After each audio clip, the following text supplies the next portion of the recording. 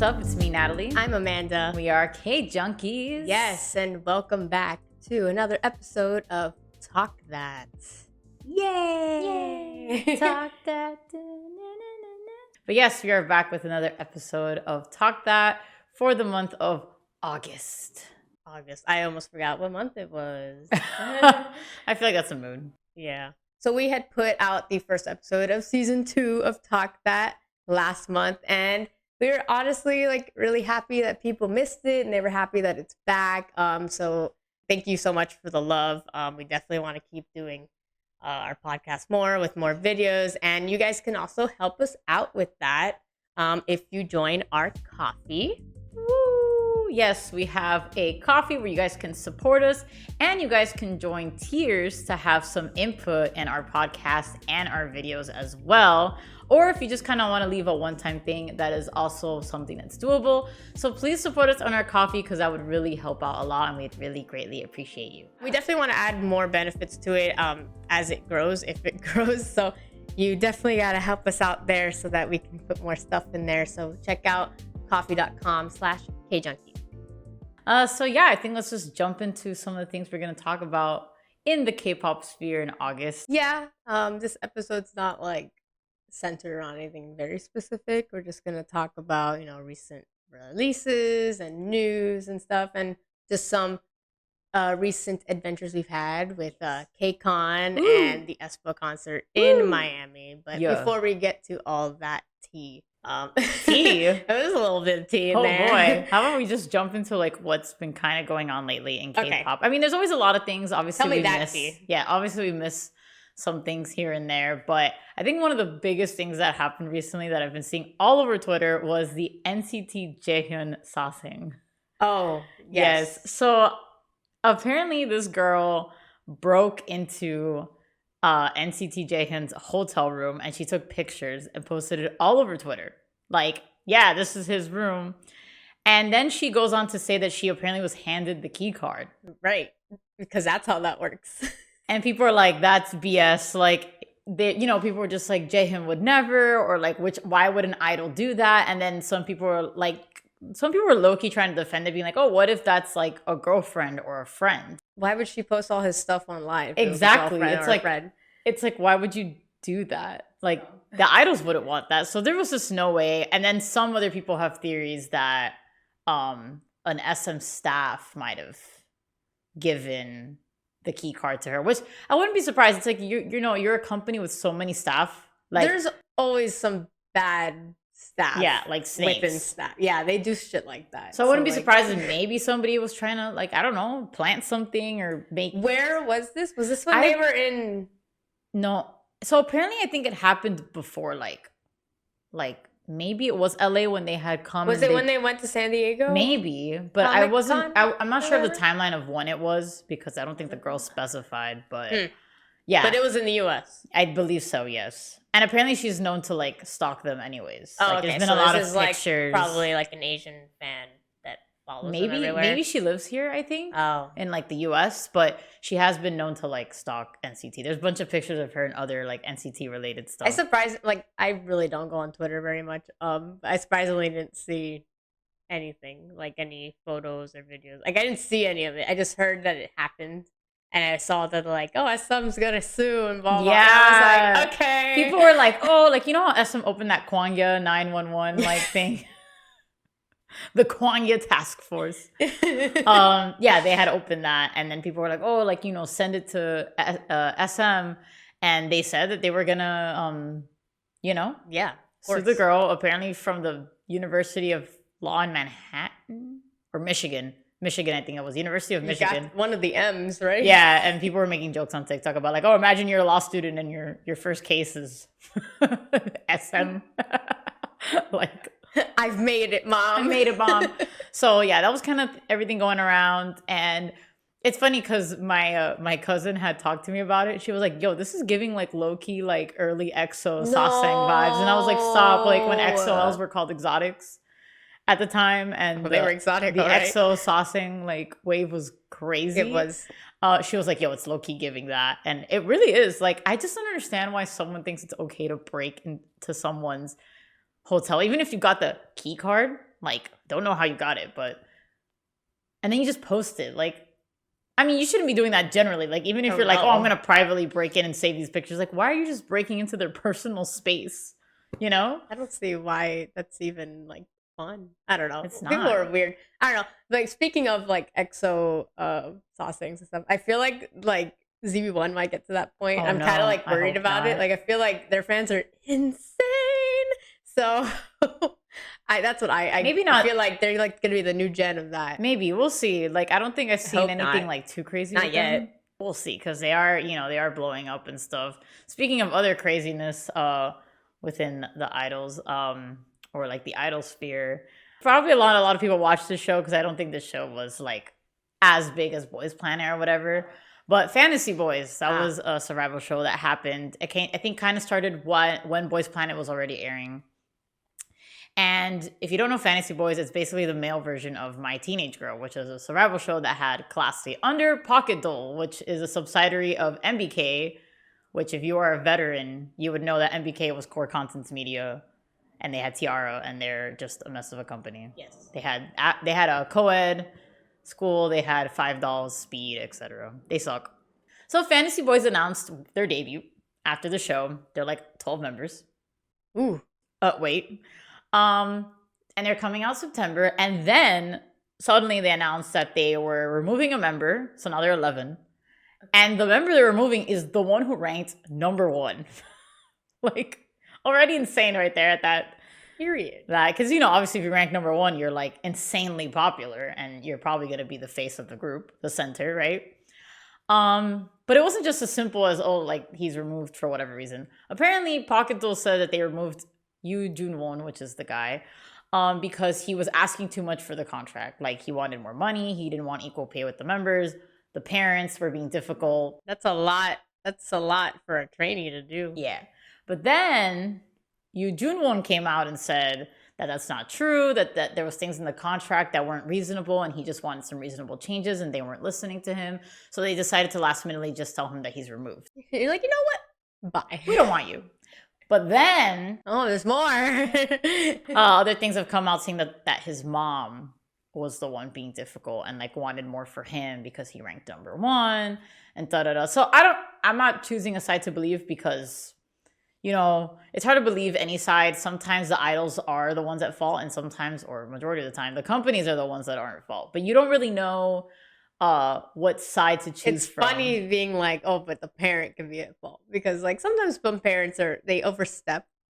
It's like this ain't about you. I'm sorry, but like, yeah. I mean, I feel like all 3 options are believable. They are like, and you know the thing is, like, with the company being at fault, like it definitely is a lot believable in this case with MBK/Pocket Doll, because they're just such a bad company. Don't know why they decided to have another survival show when they can't even like promote Classy. Classy's been gone for almost a year now, I think, since their last comeback. I think Tick Tick Boom.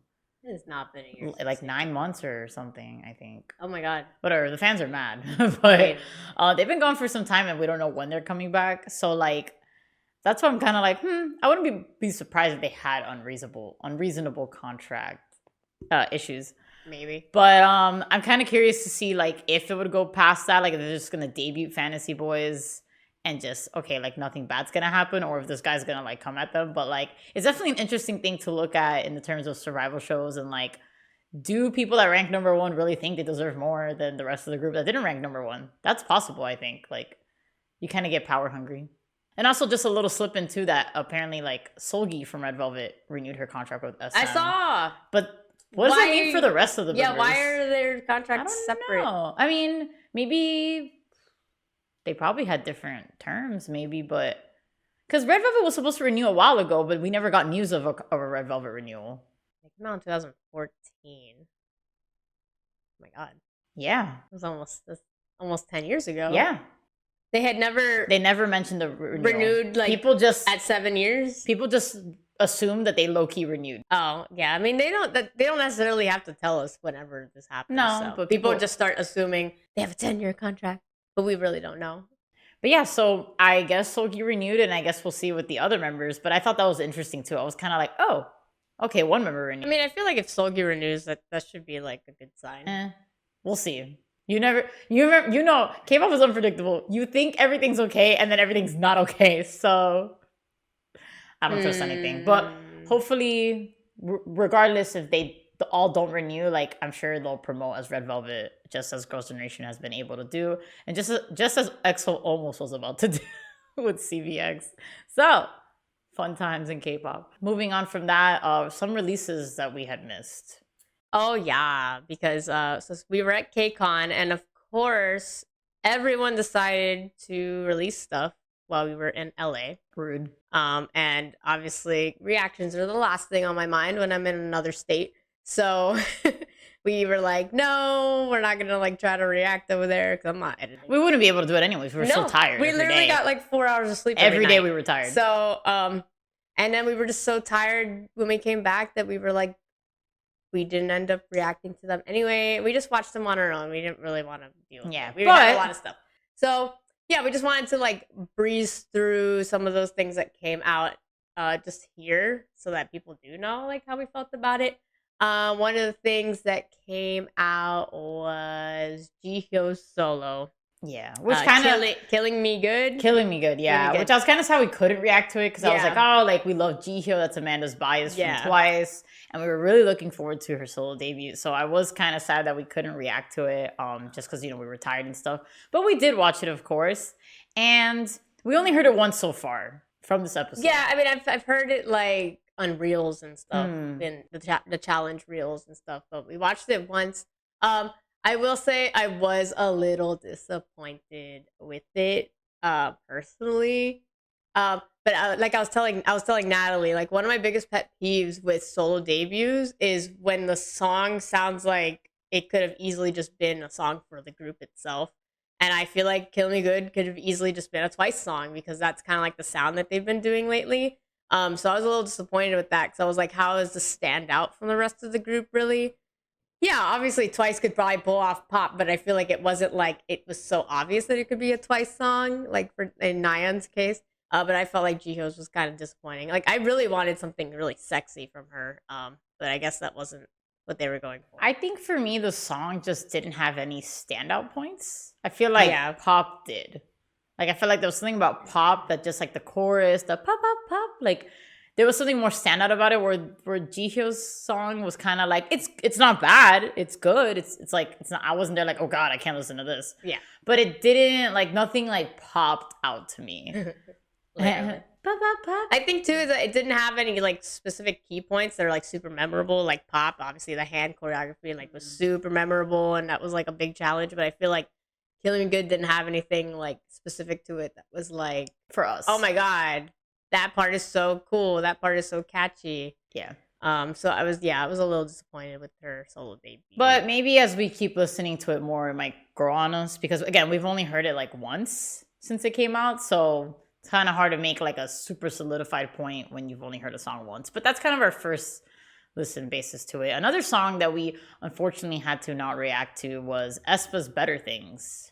Yeah. Sad we really couldn't react to it. I was looking forward to it because they have good English releases. I didn't even know it was an English song until the concert. Oh. So the concert, the aespa concert was literally 2 days after KCON. So we basically got back on Monday from KCON, and then the aespa concert was the next day. So we didn't have any time to listen to it beforehand. Natalie played it in the car on the way to the venue, but I wasn't even paying attention in the car. We were talking. So we were all talking in the car. So I didn't realize it was playing. So I literally barely got to hear it. So my first real listen to it was during the concert when they performed it. And I was like, okay, it's a cute song, but like after I heard it again, it really stuck to me, and I really, really like the song now. And like I said, I didn't know it was an English song. It's good until I heard it. It's catchy. The lyrics, the aespa, what's that line? aespa big girls with the money or something. Yeah, period. No, it's good. I like the chorus a lot. It's super catchy, and the choreo as well. I think everything about it was great. I love the mermaid concept of it, and obviously they look flawless. So I really enjoyed that comeback. I think definitely it's stuck in our heads already. Like we sing it from time to time. So yeah, I really like that song. Also, another song that we kind of heard at venue At venue? at a venue at a concert was Everglow's Slay. Everglow. That came out when we were already in LA, I believe, right? So we knew that Everglow, you know, being in the lineup for KCON and being in the concert, the Sunday concert for KCON, that we were gonna hear it at KCON, because we hadn't seen the music video or anything. And what was your first impression of it at KCON? I mean, it was an Everglow song. Like, it was exactly what I expected. This is the vibes. And I know Everglow can pull off that sound perfectly. So I was getting down to it. Like, it's a good song. Like, for that sound specifically, I go to Everglow for it. So like, I'm not ever mad at it. You know what I mean? So yeah, it's like their niche. It's a good time. And also like Everglow in person. Oh, beauty. So like just being able to experience that song in person, like I feel like it was more memorable to just watch it live for the first time than to watch a music video. Yeah, definitely. I feel like a live performance of something sometimes the first time it's like wow. Like that's that's kind of what happened to us with Superhuman from NCT. Oh my god, yes. Like they had like debuted it live when they came to Miami. Like we never heard it, and that was like an experience. So I feel like the same thing with Slay. I like Slay a lot too. I thought it was a good song, very Everglow. And yeah, I have no problems with it. I get down to it. You know, all my girls Slay. They make music for the baddies, man. For the baddies. And then one more thing that we had missed was the NCT like pre-release. Yes. Golden Age. Of course, we're entering the new age of the NCT comebacks where they're all together in one album. 2023. The Golden Age keeps confusing me because I just keep thinking of Golden Hour. Oh, by Mark. So I'm like, did they do that on purpose? Yeah, Golden Age. That was definitely an interesting time. For me, what got to me was the like slow piano intro with Doyoung, and then Mark suddenly, just coming in like that, like the rap, and then the song's kind of slowing down, getting into the. It was NCT. It was an NCT song. It was a switch up, like going all around or whatever, and I was like, yeah, this is NCT, all right. But yeah, no, it's nice to see them all together again as one. You got NCT 20, NCT 127, NCT Dream, Wavy, period. We love to see it. So I'm excited. They are gonna release Baggy Jeans, which has a 7th Sense lineup. Oh my god, which I'm excited for. No matter how weird the song might be, I'm excited for it because we love the NCT boys. So yeah, I thought that was interesting, and I think that so far all the comebacks we kind of were able to catch up with. I know XG dropped something else, but we haven't been able to check it out. I think so. Yeah, I think so. If it's not everything, then we're sorry. Speaking of some of those groups like NCT and aespa and stuff, we can go slip into talking about KCON LA 2023. Whoa. So yes, we went to LA for KCON. We went all 3 days. We did all 3 concerts. It was absolutely exhausting. It was. It was interesting being back at KCON for the first time since 2019 for us, because we didn't go last year when they had COVID version KCON. Masked up KCON. That I was like, no. I don't know if people know, but KCON has changed since 2019, like management, everything. So like things are different now. They changed how some things look, how they do things, and it was definitely an experience to see how KCON has changed. Did you like any of the changes? Is there anything specific that you were like, okay, this is an improvement?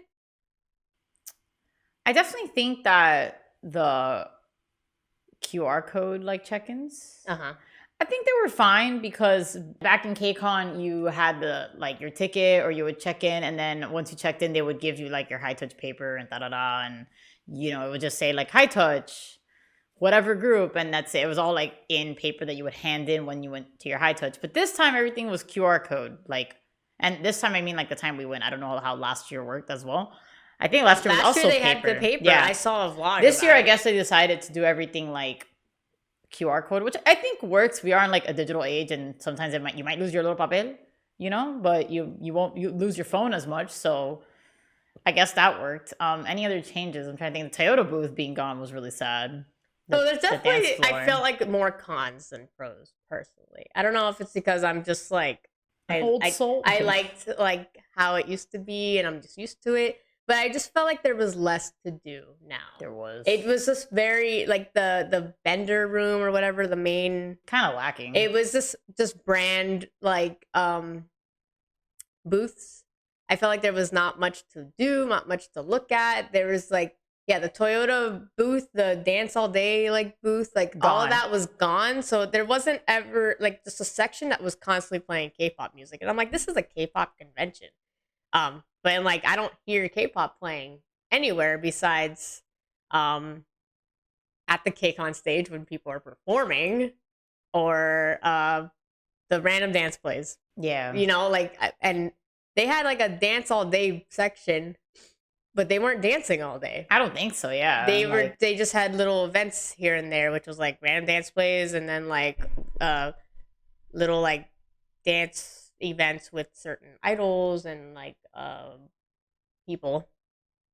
I can't even say guests because they didn't really bring a lot of like guests, like influencers or like small guests. It was very, very limited. It was very industry specific. Very industry specific. Like all the panels were just like industry specific. It was like come to this panel and sit and watch these industry people talk.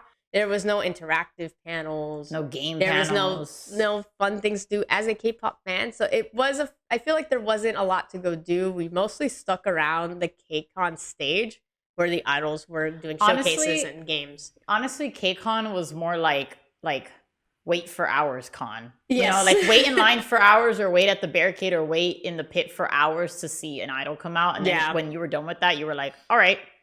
You either stayed in that spot to wait for the next group that would come on KCON stage or wherever you were at. Yeah. Or just kind of walk aimlessly and sit down and rest and go to the McDonald's booth and stand in line for the bathroom for 20 minutes. Yeah. Or you get fries and the free fries and the little sundae from McDonald's. There was also not a lot of food options, I feel like. I know they had this K-pop village thing in the front, but it was only for Saturday. Yeah. And I just felt like I didn't have any time on Saturday to actually go check it out. So I don't even know what was there. I know there was a stage outside and there was food trucks there as well, but I didn't get to see any of it. Yeah, they had like small food section outside and like the food court inside, but it was like the food court inside was like whatever. The food was not that great. It was just like this is your last resort food. And then they had some of the food outside was expensive. I mean, it's always gonna be expensive. It is. Arm and a leg for some fucking dumplings. But definitely like the con aspect of KCON was kind of boring. Yeah. Like besides the KCON stage where like you would have to camp out for hours to get a good spot, everything else was kind of boring. Like again, all the stuff were basically like brand stuff that you just kind of look at and maybe it was like little sticker events and stuff, but there wasn't anything like compelling for us anyway. It wasn't point blank either. Like it wasn't like, hey, you can do this and this. Like if there were things to do, it wasn't obvious enough that like I knew about it, you know, like I shouldn't have to like search for something to do, because I felt like their little like booklet too that had like whatever the schedule was super vague. Also, like you didn't know what those things that were going on, what they entailed. They didn't even give descriptions for panels. There was no descriptions. It was like look around and find out. This is what it is, and show up and find out. Like that's it. You know, they would announce things the day before. Like there was a panel about survival shows, and the description of it specifically said the star moments or some shit like that from shows that had Enhypen, Kepler, and ZB1. It was very general. You have no idea what it was about. It had the producer. I think that's all they had said. The night before, it was literally almost midnight. They were like, guess what? Matthew and Ricky are gonna be at this panel. So like everyone was like, what? Like, what is this panel? What are they going to be doing at this panel?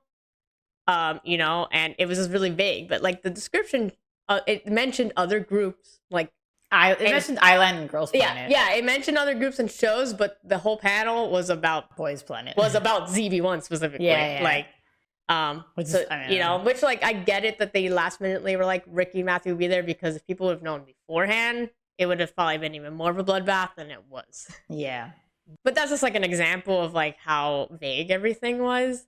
No, yeah, but I feel like my main complaints were just like, I think it's because me and Amanda do cons all the time. Like we host panels at anime conventions and we try to make things entertaining for everyone. That like being at KCON wasn't that entertaining. Like the panels, like, yeah, I guess it's cool to like obviously hear some industry insight, but everything being about more professional or more of the industry, and not just having like K-pop trivia, like, you know, K-pop this, K-pop like fandom like stuff. K-pop mini games, Like, like yeah. nothing that kind of brought the fans together in the sense of like game wise. It kind Yeah. of felt boring. Like there wasn't something to be like, oh, I want to go check out this game panel, or like That's the thing too. Interactive panels are so important because K-pop fans shouldn't feel like they're not and it have something in common. Like, I feel like if fans are not interacting and having fun together, is it really fun? Like, I felt like I didn't have any interaction with K-pop fans. It just felt annoying half the time because everyone was fighting each other to like be at the front of the pit. And it was just like a lot of, I just felt like it wasn't like a community. it's also like always things are always dance centered, like Yeah. the RDPs and stuff. Which, mind you, the RDPs at KCON are not fun because it's like there's no space for the RDPs. It was 10% dancing, 90% people standing on the sides trying to see if they could jump in a dance.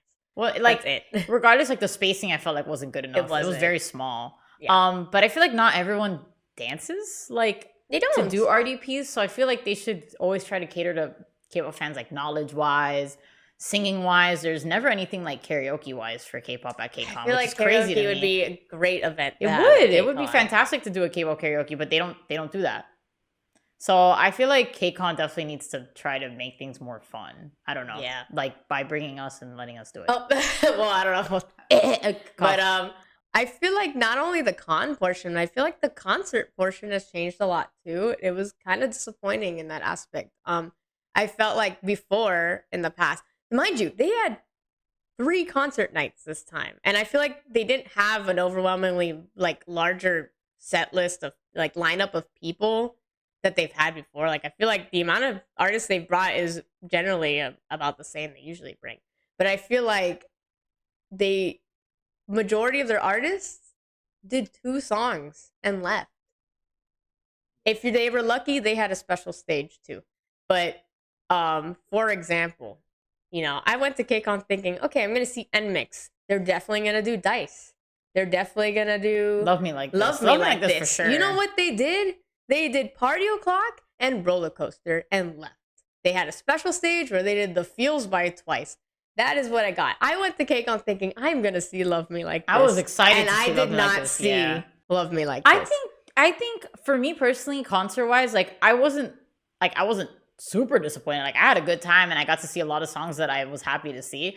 I think personally that for KCON I would have a bit less groups to give them at least 3 or 4 songs each.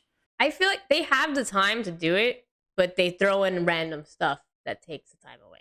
So like they do like these random little games with the audience, but they're so forced.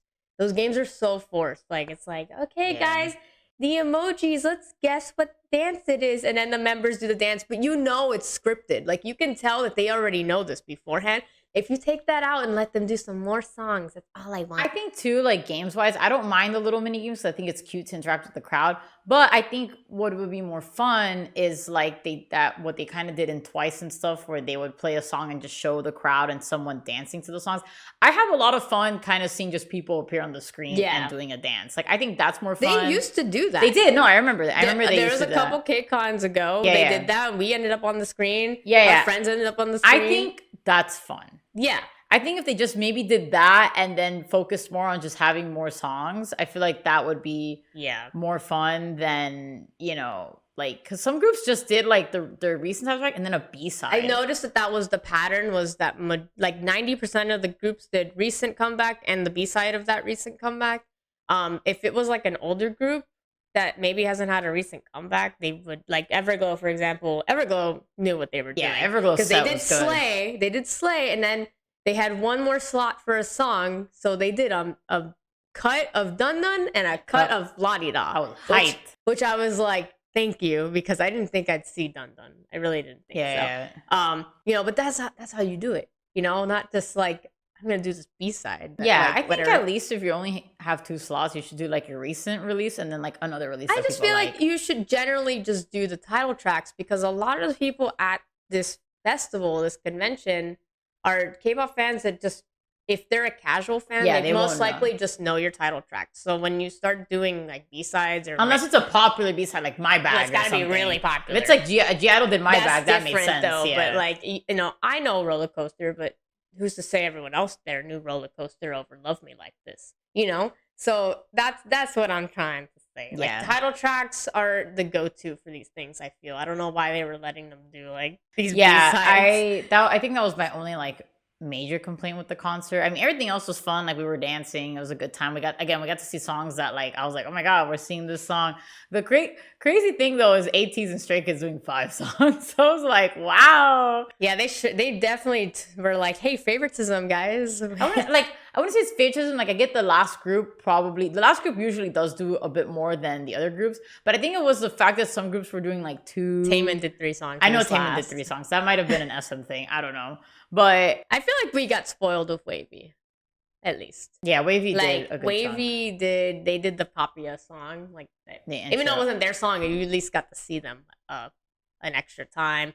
Then they did 2 of their songs, and we got Baby Don't Stop because Taeyong was there and 10 were there. So I feel like, we got some goodies from Wavy. So again, nice. I just think like it's not for me. It's not really a problem if the last group gets like 5 or 4 songs, or like they get a little bit more than the other groups. I just think that maybe if they have a little bit less artists to give those artists more songs to do, because I kind of hate that some of them just did 2 songs and they were like, bye.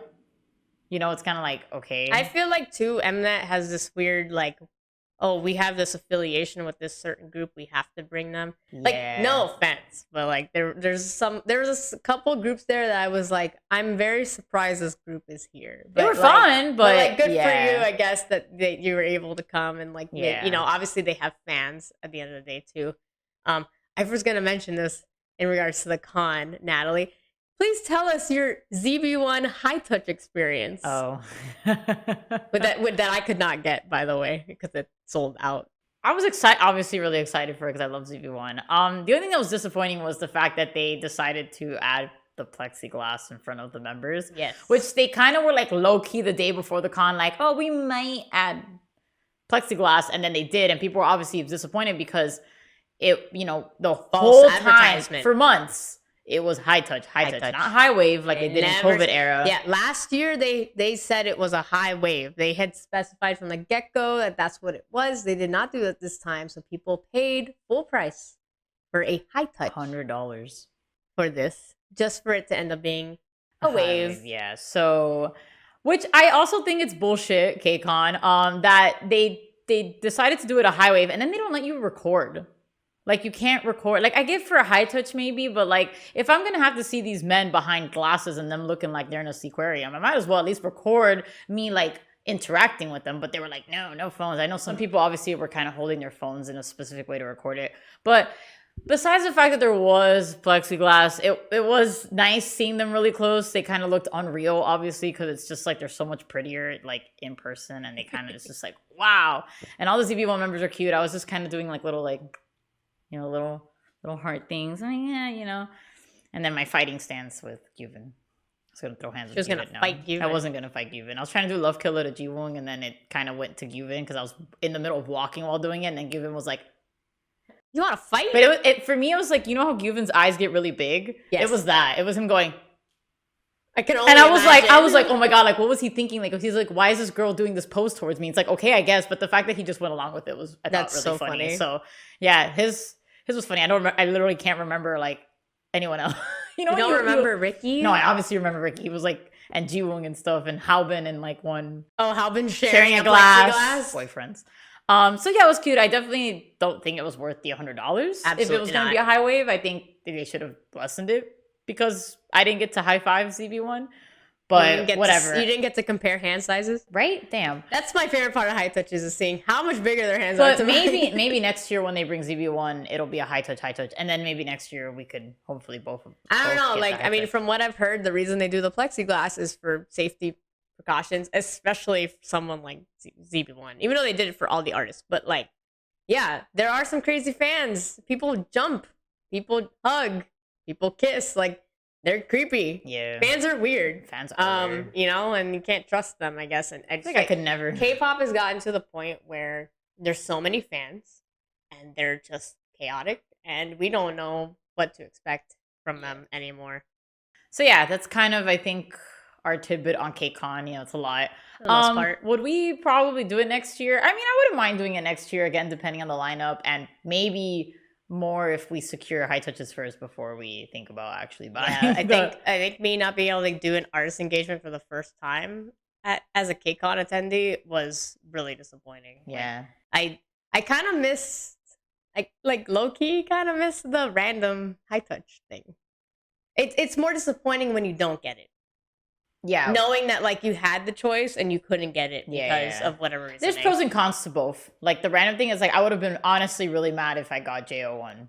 I or JO1, I would have probably been disappointed. And that would have been hard to trade off. So there's pros and cons to like if you could pick and if you can't pick. But whatever. If we might do it again next year, who knows? We'll see. I mean, there was obviously some fun points. We had our friend that did the ITZY Dream Stage, and she ended up dancing with ITZY, and that was a good time. It was really fun to see that. Oh, that was my other gripe with KCON was Dream Stage thing. Okay, KCON, I want to know what your criteria is for Dream Stage, because I saw some questionable people up there, and I saw some other people I didn't get the chance to even be considered, us included.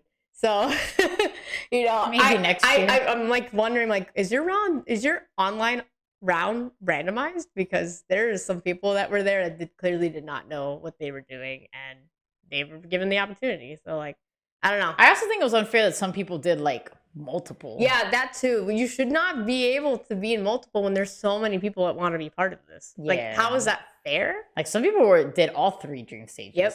And I was like, damn, I wanted to do ITZY. Or that they had the opportunity to do all 3 or 2 back to back. Yeah. I don't know if people made it into multiple, like at the final on stage, but whatever. Yeah. I was like, man, I was so like confused by all that I was like, it makes me wonder, like, is it really worth it? Because like, yeah, you get to like dance on stage with these idols for like a minute. Not a minute. Yeah, a minute. Oh, you're right. A minute. Yeah. It is a minute because you're doing 2 cuts. It's a minute. You're on the stage with these idols for a minute, and you miss the entire concert and the entire convention for the day. Yeah, that's why I would, if I were to do it, I would probably pick an artist where like that day I don't really care. Yeah, but what if you do? Because you're multi-fandom. Yeah. And then you bought like a ticket. Yeah. And then you won't know if you need a ticket because they don't tell you if you made it till like 4 days before KCON. Yeah. So you can't just be like, oh, I won't buy concert tickets until later. There's pros and cons. I feel like I would like to have the experience of doing it, but like I would probably just do it once and then never do it again. Regardless, I'm gonna get FOMO. Like I'm gonna have the FOMO of not being able to be on the stage, and I'm gonna get the FOMO of not being able to experience the convention and at the concert, same time. Yeah. So it's like a win-lose situation, I feel, depending. But yeah, let's move on for KCON. I think we talked enough about KCON. No. Our opinions, our beef. Maybe if KCON would do anything to change it, probably not. Another thing we got to attend was the aespa concert, which you had brought it up already. Yes. We went to the aespa concert in Miami, which thank you, SM, for letting aespa come over here because we don't really get many K-pop concerts here. And that was a great fucking show. It was. Like, it was at the James L. Knight Center, which, is like not a huge concert venue. It's like a decent size. We've had a couple K-pop artists do concerts like Card and Ace as well. But the production value you could feel was SM. Like the screens, the cuts, the sets, like everything that they put into it was very like high production for the venue that it was. It's like I feel like I haven't been to a concert like a big company concert in a while. So I kind of like forgot that like they're usually that nice. And since we were at KCON all weekend where it was kind of like really basic cookie cutter, like, so like coming back from KCON and then going straight to the aespa concert, I was like, whoa, it's just like bam, bam, bam, bam, bam. Banger after banger after banger. I was like, guys, hold on, I can't. No, it was really good. Like, I feel like the sets were good. The solos were good. Like, the solo stages were amazing. Their interaction, like the way they talked to us, like the conversations were very nice because KCON, obviously the conversations are very kind of robotic and like already kind of scripted. Besides maybe if they do slip in little things like the idols themselves. So aespa was a great concert. They put on such a good show. Their vocals, oh my god, like aespa live, that's definitely something everyone has to experience like at least once because those live vocals were phenomenal and they were just gorgeous. And then they had like what I had mentioned that KCON should do. They had before the encore, they had the like, oh, dance, when you hear a song, dance, and they had people on screen, and we ended up being on the screen for that portion, and that was really fun. And a bunch of our friends were on the screen, and we were like, oh my god. So Yeah. I think it's fun to see fans dancing around. People came up to us after, and they were like, oh, I saw you guys on the screen. Like, that was so funny. Da-da-da. You know, so I definitely really enjoyed the aespa concert. And I think KCON should take notes. Yeah. Notes on the aespa concert, because that was a great time. Good time. We also have a bunch of other concerts that we're going to. Oh my god, you're right. Later, because everything just seems to be happening at once now. Dreamcatcher in Orlando next month. We have Triple S Lovelution in Atlanta. Everglow is coming to St. Petersburg, which is basically Really Tampa random area. In November, I believe. So I definitely want to go to that. Yeah, so we're definitely gonna have much more like concert experiences. I really share. want to go to Stacy, but it doesn't look like it's in the cards. I know. I'm sorry. I'm sorry. They're September too, right? No, it's a little later. I don't know when it starts. I know the New York date was November, October. Yeah. It's a little much, for the wallet. Yeah, that was kind of like the small adventures we've had so far. And there's definitely, again, like I said, there's gonna be more because we have a lot of other concerts that we're gonna plan on going to. Yeah, I don't think there's any other plans. Not convention wise either for now. Sadly, you're chilling. Right now, it's just back at work. But yeah. Any recent albums? We go into like kind of the recent albums and songs that we've been listening to. Anything you got, Amanda? Like I said, guys, I'm really bad at listening to albums because I'm really bad at listening to music in general because I'm always editing. So like I can't just listen to music while I'm doing stuff. Since I did have to do a long drive yesterday, I did listen to Stacy's new album, which like okay, I love Bubble. Amazing song. Like I really, really, really, really like that song. The rest of the album, you would not think goes with that title track. Why? It's very like R&B, like slow, chill songs. Like I haven't heard it. Like it was literally just a vibe. Like I was like listening to the songs and I was waiting for like another really cute bubbly song and it never happened. And it's like a mini album, I think. It was only like 3 songs. Did you listen to the English version of Bubble? Did. You can't understand what they're saying, so. Did you listen to the sped up version? You guys. No, I didn't save that. So I don't know what it sounds like. Yeah, I had like purposely removed that from the library. What would you rate the album? I mean, I wouldn't say it's my style.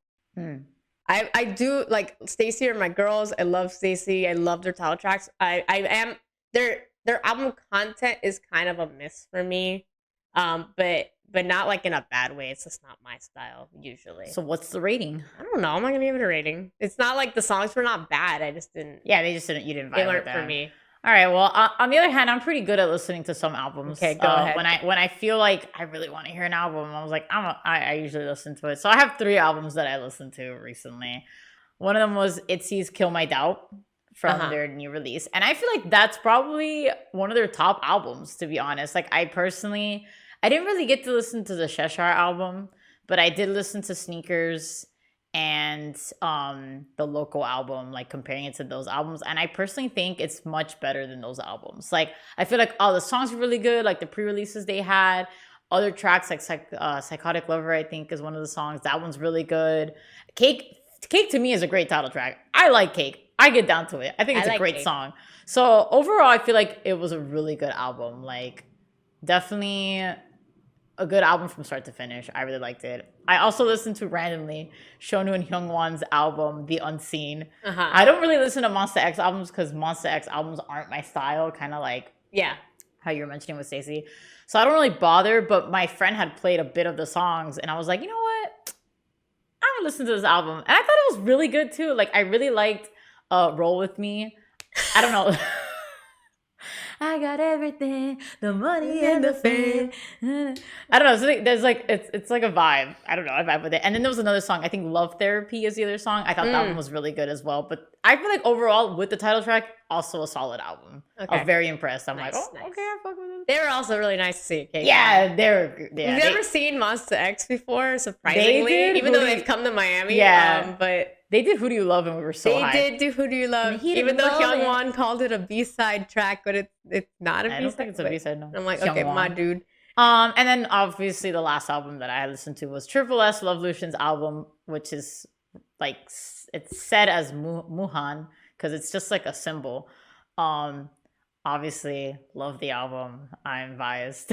I thought every song was great. I do have a song recommendation that is from that album, and again, the album is very, Luna coded in the sense because of Jade and Jong, who they're with. But that's why I just love their album call. And I feel like Triple S has really good B-sides. I feel like they're super like solid, and I can't wait to hear some of the songs live. So I definitely recommend listening to the album if you haven't, as well as the other two albums that I have mentioned. All right. Okay. Song recs. Oh, I mean, I kind of mentioned my song rec. You kind of did talk about your song Yeah, rec. so my song rec was gonna be Bubble by Stacey. So you haven't listened Trash. to Bubble by Stacey. What do you love about it? It's just so cute. It's honestly, it's very nostalgic. It has this vibe to it. I don't know what it is. When I was listening to it yesterday, I was like, it gives me this nostalgic vibe of like 2000s music, but also like kind of Disney Channel. Period. So I was like, we love Disney Channel. I love it so much. I like it too. A lot of people were like, "Oh, Stacey, like saving or like sticking Cute with the concepts. fun, cute concept." Because the cute concept comes and goes.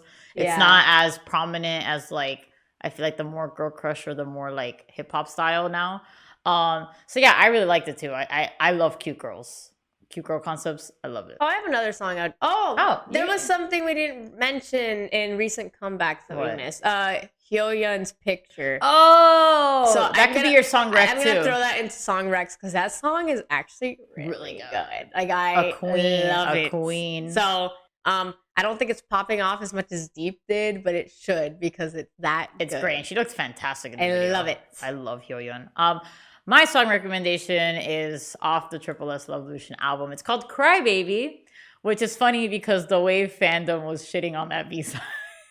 But I actually really like the B-side. Some people said it didn't match the album, but I thought it was fine. It has a little bit more of an upbeat rock vibe compared to the other songs, which are more like toned down.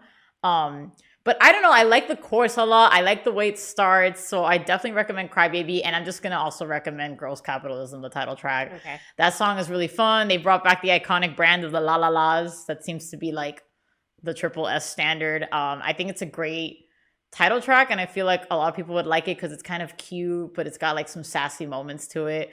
So yeah, I recommend the album in general, but Crybaby and Girls Capitalism. Yes, that's my song recs. Woo. Yay! So I think that wraps up this episode of Talk That. Yes, it does. We hope that you guys enjoyed our kind of our brief discussion on the news, our rant of KCON, our talks of the albums and some releases that have come out that we unfortunately missed because of life. Yeah, and if you enjoyed this episode, definitely look forward to more. Yes, make sure to, you can obviously watch this on our YouTube channel, and you can listen to it on your favorite streaming site for podcasts as well. Make sure to subscribe to our YouTube channel and to check out like our coffee and our Instagram as well. And we do this once a month, every month at the end of the month. So make sure to stick around for the next one. And yeah, please do support us on Coffee because you can have tiers and you can recommend stuff to do for rankings and podcastings as well. By the way, I'm Natalie. I'm Amanda. We are K Junkies. Yay! Thanks for listening/watching.